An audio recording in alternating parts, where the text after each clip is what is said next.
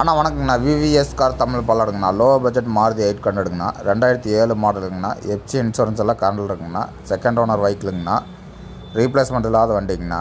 Tyre point எல்லாமே நல்லா தெளிவான வண்டிங்கண்ணா. இன்டீரியர் எல்லாமே நல்லா தெளிவாக இருக்குங்கண்ணா. ஒரு 85 ரூபா கேட்குதுங்கண்ணா.